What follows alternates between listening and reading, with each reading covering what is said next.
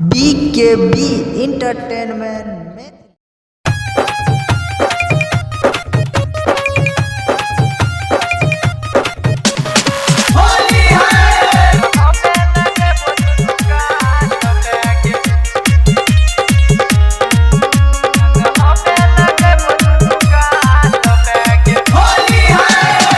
सुने के मलिया रंग दे गलिया, सुने के मलिया रंग दे गलिया,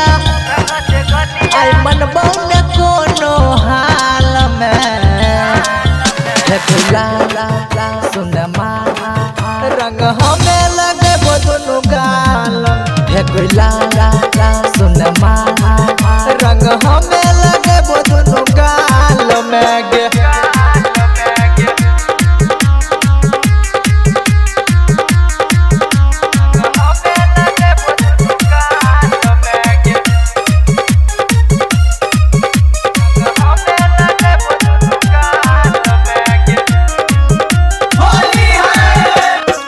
फागुआ के दिन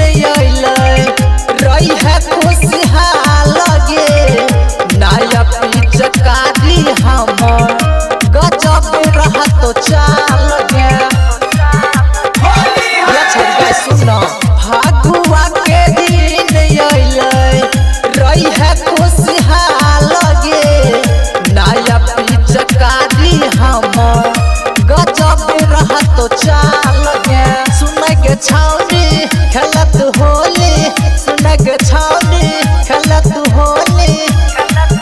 आई मन बौन कोनो हाल में ला ला ला सुन माँ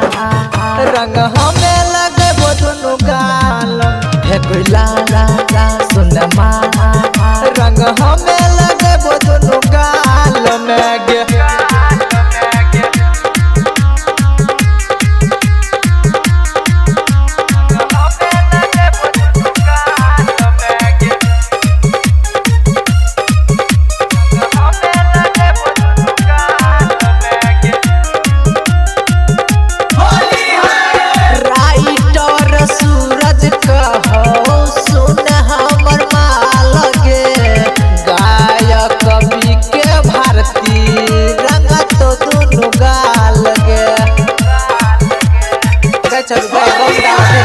राइटर सूरज कहो सुन हमर माल गे गायक कवि के भारती रंग तो दोनों गाल गे खेल तू होली रंग दे चोली खेल तू होली रंग दे चोली आई मन बौन कोनो हाल में ला सुन माँ रंग हमें लगे वो दोनों गाल ला सुन माँ रंग हमें लगे वो दोनों गाल में